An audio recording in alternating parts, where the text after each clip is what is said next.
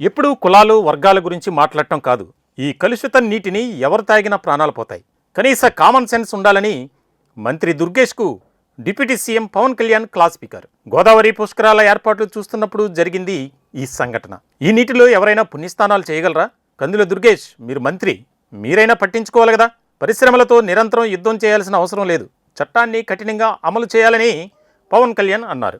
ఎంతసేపు మీరు కులాల గురించి మాట్లాడటం, వర్గాల గురించి మాట్లాడడం తప్ప బేసిక్ కామన్ సెన్స్ అందరికీ ఇక్కడ కూర్చోబెట్టి ఎవరి దగ్గర అందరూ పోతారు కదా అని ఇక్కడ కూర్చొని పుణ్యస్నానాలు చేస్తారు. ఇక్కడ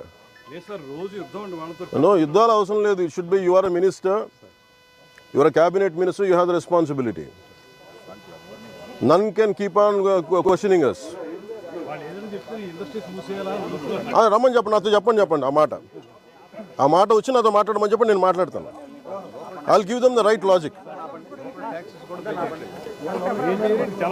ముందు ఎక్కువ కదలకండా.